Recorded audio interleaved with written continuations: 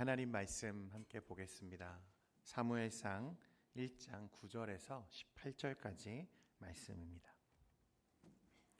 사무엘상 1장 9절에서부터 18절까지 말씀입니다.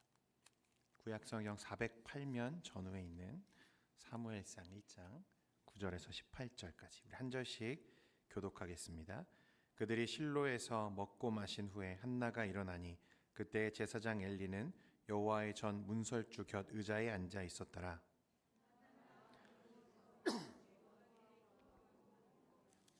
서원하여 이르되 만군의 여호와여, 만일 주의 여종의 고통을 돌보시고 나를 기억하사 주의 여종을 잊지 아니하시고 주의 여종에게 아들을 주시면 내가 그의 평생에 그를 여호와께 드리고 삭도를 그의 머리에 대지 아니하겠나이다.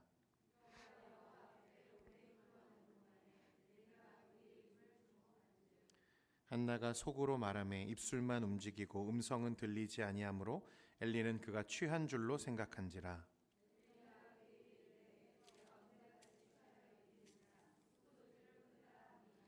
한나가 대답하여 이르되 내 주여 그렇지 아니하나이다. 나는 마음이 슬픈 여자라. 포도주나 독주를 마신 것이 아니요 여호와 앞에 내 심정을 통한 것뿐이오니.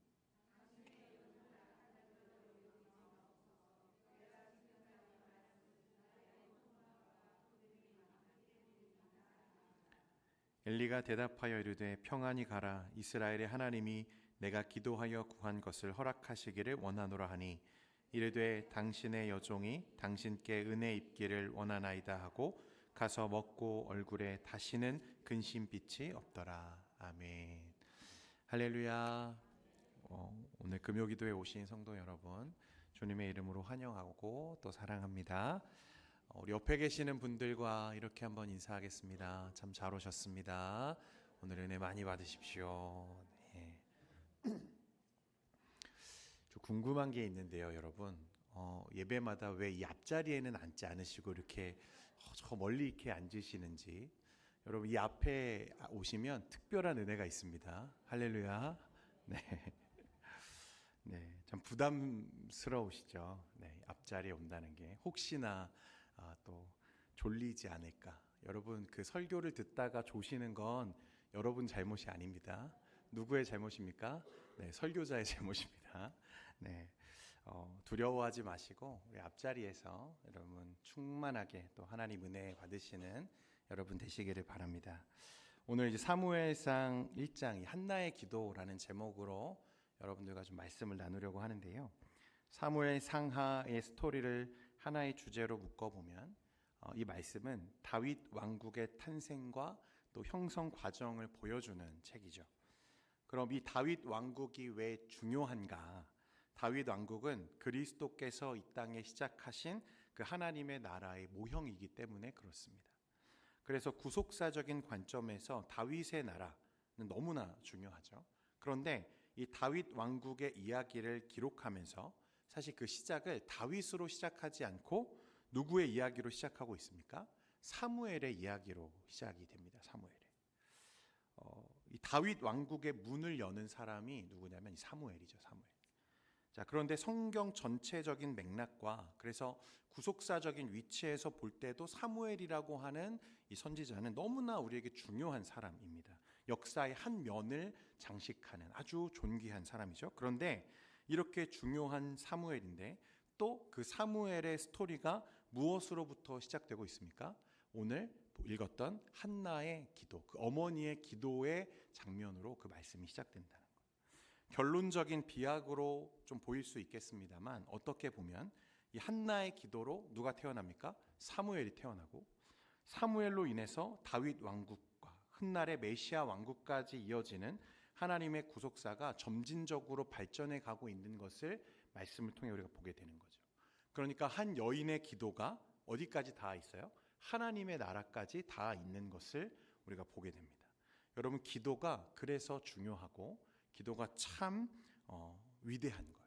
한 여인의 기도를 통해서 하나님의 나라가 그 구속사가 이루어져 가는 것들을 주님 말씀하시죠. 오늘 말씀을 통해서 이 한나의 기도, 그래서 우리가 그 기도 안에서 우리가 함께 은혜 받는 시간 되기를 소망합니다. 오늘 1장 1절과 2절 말씀에 보면요, 이렇게 말씀이 시작됩니다. 에브라임 산지 라마다임 소빔에 에브라임 사람 엘가나라 하는 사람이 있었으니 그는 여로함의 아들이요 엘리후의 손자요 도후의 증손이요 숲의 현손이더라. 그에게 두 아내가 있었으니 한 사람의 이름은 한나요 한 사람의 이름은 분인나라. 분인나에게는 자식이 있고 한나에게는 자식이 없었더라. 1절과 2절에 보면요, 엘가나라고 하는 사람이 나옵니다. 사무엘의 아버지죠. 엘가나에게는 두 명의 아내가 있었어요. 말씀해 보면 그 하나는 한나고 다른 하나는 누굽니까? 분인나라고 했습니다.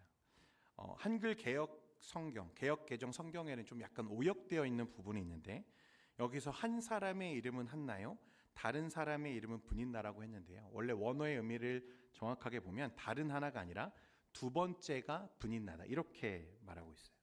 그러니까 엘가나의 첫째 부인은 누구예요? 한나입니다. 한나. 그리고 두 번째 부인이 이 분인나였어요. 첩이죠. 여러분, 성경은요 일부 일처제를 지지합니다.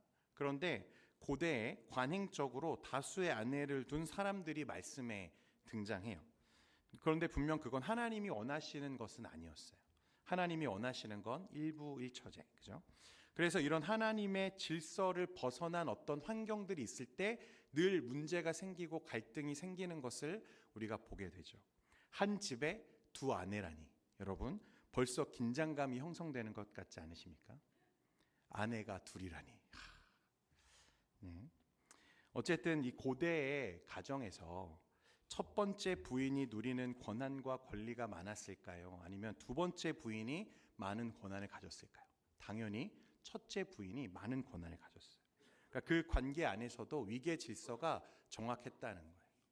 그렇게 보면 사실 한나라고 하는 이 여인의 인생과 그 삶은 참 괜찮은 삶이다라고 우리가 말할 수 있어요. 한 가정에서 첫 번째 부인이기도 하고, 그 남편 엘가나는요 소위 능력남입니다. 엄청난 부자였어요. 삶이 풍족했습니다. 그리고 그 남편은 누구를 더 사랑하죠? 노골적으로 한나를 더 사랑했어요. 그래서 말씀해 보면 엘가나가 매 절기마다 한나의 몫을 2배나 주었습니다. 그러니까 사랑 표현을 잘한다는 거죠. 그리고 그에게 말하기를 너에게 내가 10자식보다 낫지 않으냐? 내 사랑이 부족하냐? 로맨티스트죠. 이렇게 사랑스러운 남편, 적극적으로 그 사랑을 막 표현해주는 남자 별로 없잖아요, 여러분, 그죠? 이 고대에는 더 찾기 어려웠겠죠. 그런 면에서 보면 이 엘가나라고 하는 사람은 참 좋은 남편이었다. 우리 여자 성도님들, 그렇다고 엘가나와 집에 있는 남편을 절대 비교하지 마시기를 바랍니다. 네. 그런데 한나에게 부족한 것이 하나 있어요. 말씀해 보면 뭐죠? 자식이 없었어요. 분인나에게는 자식이 있지만, 아들이 있지만 한나에게는 없었어요. 한나의 인생 전체를 보면 많은 것을 누리며 살고 있지만 여전히 그 삶에는 한 가지 결핍된 것으로 인한 고통이 있었고, 그것이 가시처럼 이 한나의 인생에 깊게 박혀 있었다는 거예요. 누군가는 이 가시를 이렇게 정의하더라고요. 지속적인 고통이다. 단순한 말이지만 공감이 됩니다. 가시가 박혀 있으면 가시가 빠질 때까지 참 괴롭죠. 우리 인생에 여러분 누구나 이런 가시가 있는 것 같아요. 여러분들도 아마 하나쯤은 다 있으실 거라고 생각합니다. 지속적으로 오랜 시간 동안 우리의 삶 속에서 우리를 괴롭혀온 한 가지의 어떤 문제점들, 그게 무엇인지는 다 각자가 다르겠지만 인생 가운데 그런 가시가 있다는 거죠. 열등감일 수도 있고 자격지심일 수도 있고 나를 괴롭게 하는 누군가일 수도 있고 내 자녀의 문제일 수도 있고 그런 거죠. 그런데 그 가시는요 스스로 빼기가 참 어렵다는 거예요. 한나에게는 아들이 없었습니다. 그것이 한나의 인생 깊이 박혀있는 가시였고 그의 고통이었어요. 요즘 같은 세상이라면 아마 자식 없는 부자로 살래 아니면 자식 있이 가난하게 살래 물으면 자식 없이 부자로 산다고 하는 분들도 덜어 있을지도 모르겠습니다.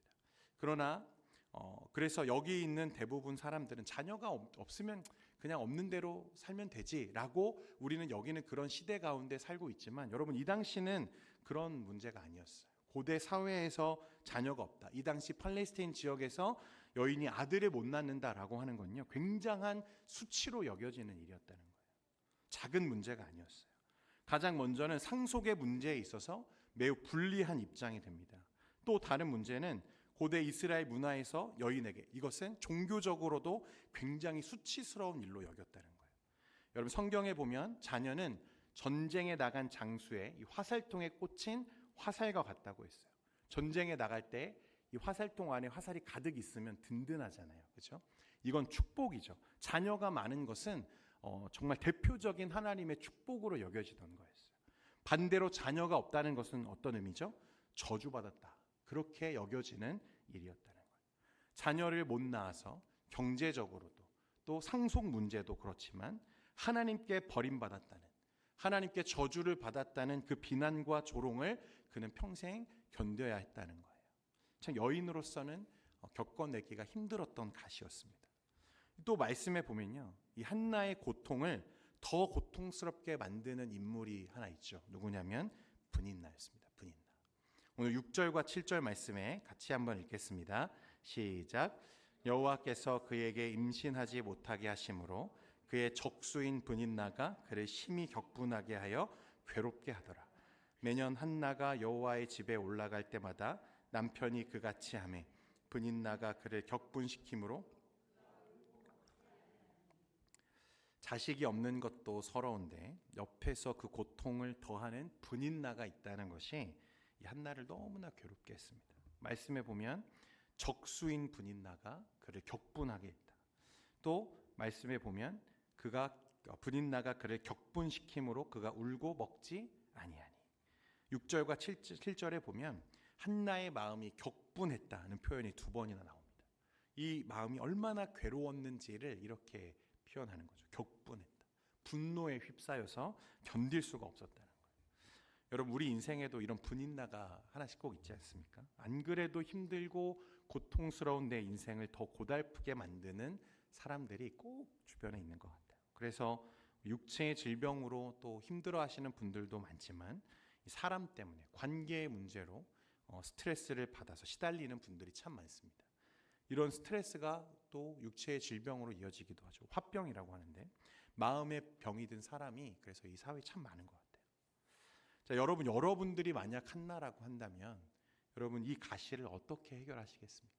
이 격분된 마음, 이 분인나로 인해서 견딜 수 없이 격분된 마음을 어떻게 하면 여러분 해결할 수 있을까요? 한바탕 이 분인나의 머리채를 쥐고 흔들면 좀 마음이 풀려지겠습니까? 남편을 이용해서 분인나의 지위를 깎아내리고 통쾌하게 복수하면 격분된 마음이 좀 진정되겠습니까? 그런 방법들도 얼마든지 할 수 있었을 거예요. 왜냐하면 그는 첫째 부인이니까. 남편의 더 많은 사랑을 분명 받고 있었으니까. 그런 방법도 있겠죠. 하지만 한나는 그렇게 하지 않았습니다. 예전에 제가 출근하는 길에 접촉사고를 좀 당한 적이 있습니다. 좁은 골목길을 가는 중이었는데 이 골목길에서 후진으로 합류하던 차량이 와서 제 차 앞부분에 이제 접촉사고를 낸 거죠. 가만히 서 있는 제 차에 차량이 와서 부딪혔어요. 분명히 크락션도 울려주고 멈추라고 신호를 해줬는데도 멈추지 못하고 와서 부딪혔습니다. 내려서 보니까 상대방 차는 좀 상처난 곳이 없어 보였어요. 그런데 제 차는 범퍼가 조금 밀려 나와서 깨져 있는 것을 제가 봤습니다. 사실 원래도 제 차 범퍼에 좀 상처가 많이 나 있었기 때문에 그렇게 크게 신경 쓸 문제는 물론 아니었어요. 그냥 넘어갈 수도 있는 일이었습니다. 그런데 문제는 상대 가해자분의 태도가 문제였어요. 사고가 났고 접촉이 있었으면 먼저 내려서 뭐 해야 됩니까? 사과를 해야 되잖아요. 그런데 이분은 나오자마자 제 차를 보면서 이건 내가 한 게 아니네 이렇게 말씀을 하시는 거예요. 주변에 어림잡아도 10명 이상이 하면서 그 사고 장면을 목격했고 분명히 그분이 접촉해서 제 차에 범퍼가 상하는 걸 다 봤는데 아니라는 거예요. 내가 한 게 아니네 이렇게 말씀하시는 거죠. 좁은 골목이니까 막 뒤에서 차들이 오고 빵빵대고 엉키고 설키고 막 난리가 났어요.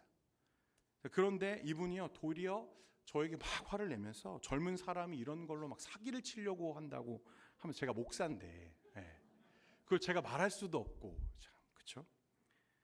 그리고 도리어 막 경찰을 부르라고 하면서 제가 차를 못 빼게 막 막는 거예요.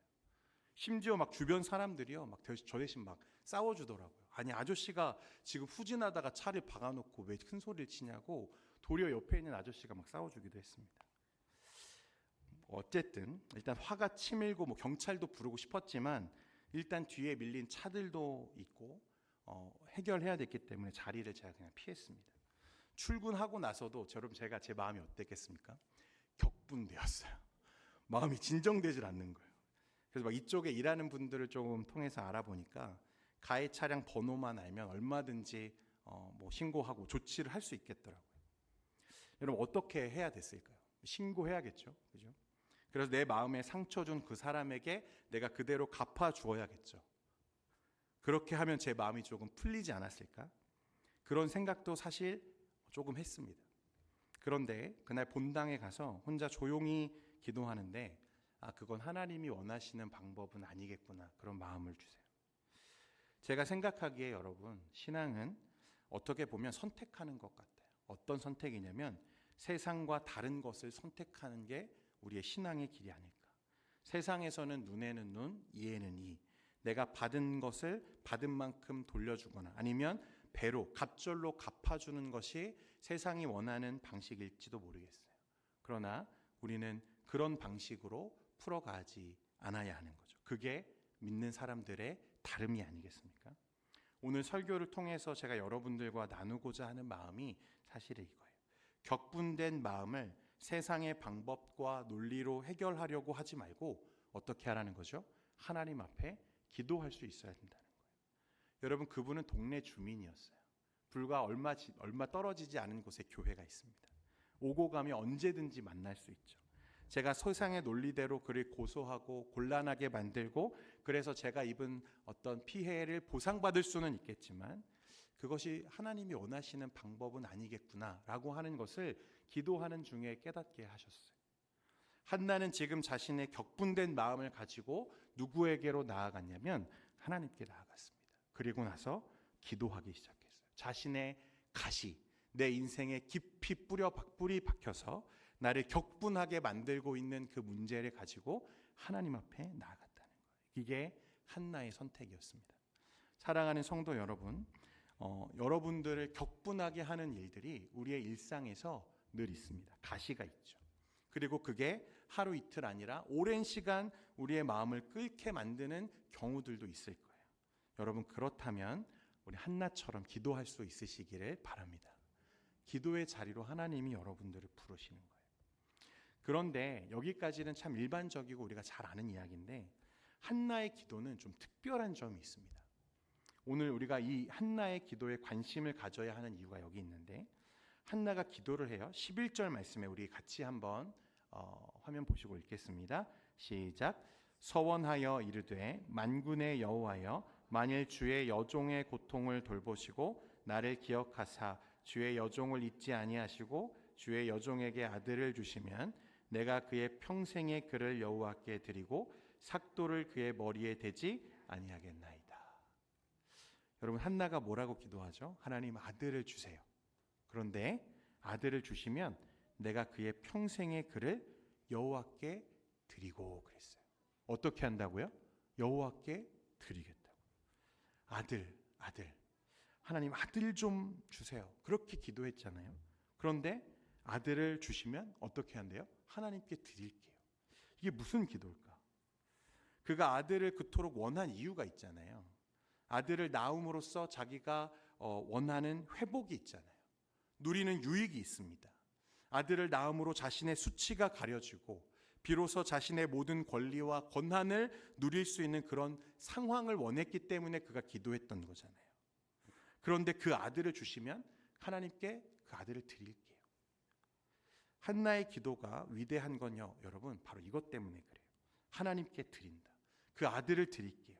그 말은 그야말로 아들을 낳음으로 내가 누리는 모든 권리와 유익을 하나님의 영광을 위해 드리겠다고 하는 고백이었어요. 그러니까 한나의 기도는 단순히 아들을 달라고 하는 바람에서 끝난 것이 아니라 하나님께 그 아들을 드리겠다고 서원함으로 자신의 필요보다 하나님의 뜻이 더 우선하다는, 하나님의 뜻이 더 이루어지기를 원한다는 기도를 지금 하고 있는 거죠. 여러분, 우리 예수님께서 마태복음 6장에 뭐라고 말씀하셨어요? 먼저 그의 나라와 의를 구하라. 그리하면 이 모든 것을 너희에게 더하시리라. 이게 주님의 약속이잖아요.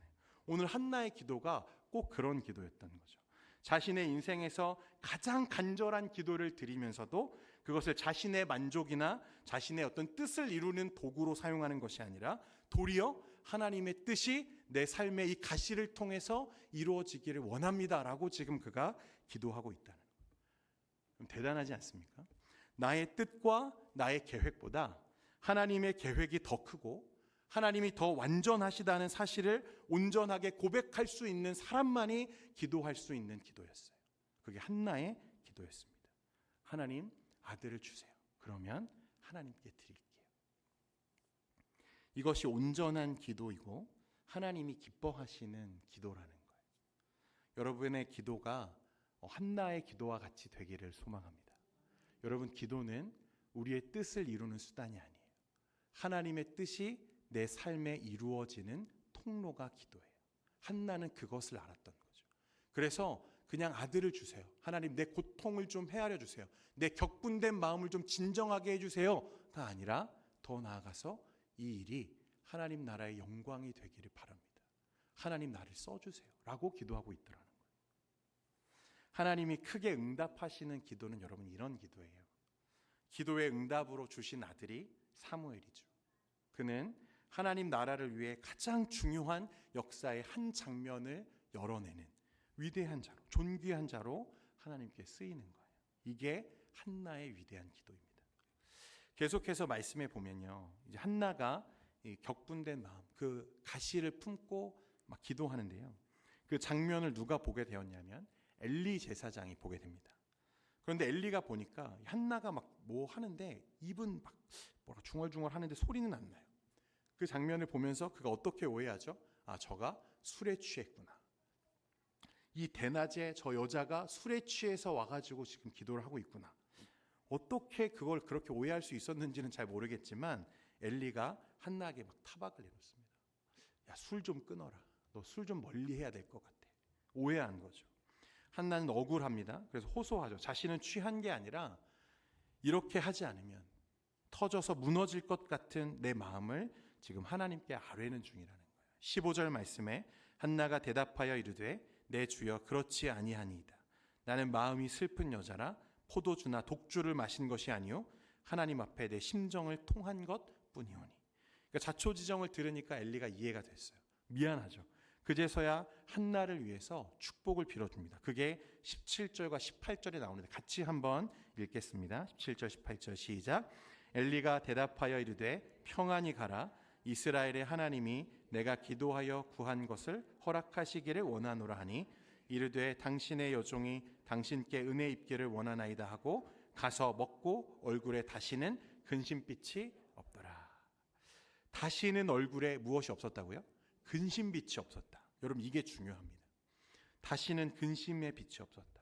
기도한 후에 여러분 그 순간에는 사실 아직 한나의 기도가 응답되지 않았잖아요. 아직 자식을 주신 게 아니에요. 여전히 아들이 없지만 먼저 무엇을 얻었어요? 평안을 얻었다고 말씀하는 거죠. 여러분, 기도는요 때론 우리의 상황을 바꾸기도 하지만 사실 상황을 바꾸기 이전에 무엇을 먼저 바꾸냐면 우리의 마음을 바꾸는 능력이 바로 기도입니다. 오늘 한나는 고통 중에 기도했습니다. 그런데 엘리가 말하죠. 하나님이 너의 기도를 들으실 거야. 하나님이 너의 원하시는 것들을 들으실 거야 라고 말하자, 그러자 먼저 그것이 이루어지기 전에 그것 먼저 한나의 내면에 우리가 알지 못하는 어떤 변화가 일어나요. 여러분, 고통이 어떻게 되었어요? 사라졌어요. 슬픔이 사라졌습니다. 의심과 걱정은 확신으로 변했다는 거예요. 하나님이 한나의 소원을 들어줬기 때문에 변한 게 아니에요. 아직 사무엘은 태어나지도 않았고 태중에 확인되지도 않았어요. 그러나 한나의 내면에는 기쁨과 확신 그리고 소망이 넘치고 있었다는 거예요. 하나님이 내 기도를 들으신다는 것을 확신하는 거죠. 여러분, 그게 기도의 능력이에요. 하나님이 내 고통을 기쁨으로 바꾸셨다. 이것이 한나의 기도였고 기도의 응답이었어요. 여러분, 우리가 기억해야 되는 것은 꼭 문제가 해결되는 것만이 기도의 응답이 아니라는 거예요. 그 문제가 사라지는 것이 응답이 아니라 더 중요한 응답은 주님과의 관계 안에서 우리가 평안을 누리게 되는 것입니다. 여러분, 믿으십니까?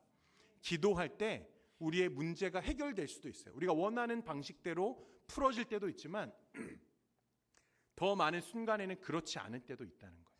그러나 그 응답이 하나님께 우리에게 오는 것은, 방식은 꼭 그렇게 문제가 해결되는 방식이 아니라 나의 마음과 생각 안에 하나님이 평안을 밀어 넣으시고 내 생각을 바꾸어 내시는 것으로도 하나님 응답하실 수 있다는 거예요. 한나는 오랜 기도 끝에 사무엘을 품에 안았지만 이미 기도하는 순간 그녀는 평안을 응답받았어요. 이것이 기도가 가지고 있는 진짜 능력이에요. 사랑하는 성도 여러분, 여러분들도 문제를 가지고 하나님 앞에 가져가서 기도할 수 있기를 바랍니다. 여러분, 그러면요, 그 문제 속에서 누구를 만나게 되냐면 하나님을 만나게 되는 거예요. 여러분, 이것이 기도 응답의 핵심이에요. 내 앞에 있는 문제가 해결달라, 그것도 중요하지만 아들을 달라고 기도했는데 오늘 한나는 누구를 만나죠? 그 기도하는 가운데 하나님을 만나는 거예요. 여러분, 이게 진짜 응답이에요. 하나님을 만나면 고통과 슬픔이 변하여 기쁨이 되고 의심과 걱정이 변해서 확신이 되는 거예요. 여러분, 그래서 2장 1절에 보면 한나가 기도하는데요, 한나가 기도하여 이르되 내 마음이 여호와로 말미암아 즐거워하며 내 뿔이 여호와로 말미암아 높아졌으며 내 입이 내 원수들을 향하여 크게 열렸으니 이는 내가 주의 구원으로 말미암아 기뻐함이니이다. 내가 주의 구원으로 말미암아 기뻐함이니이다. 할렐루야. 어느새 그 가시가 기쁨이 되어 있는 거죠. 여러분은 기도하고 계십니까? 여러분의 기도는 오늘날 하나님께 응답되고 있습니까? 한 유명한 사람이 이런 말 한 적이 있어요. Life is not fair. 인생은 공평하지 않다는 거. Get used to it. 익숙해져야 돼. 그런 공평하지 않으면 익숙해져야 된다고 말했어요. 이 빌 게이츠가 한 말입니다. 여러분, 인생에는 문제가 있죠. 고통이 있어요. 당장 우리들의 삶을 놓고 봐도 참 해결하기 어려운 문제들이 다 있어요.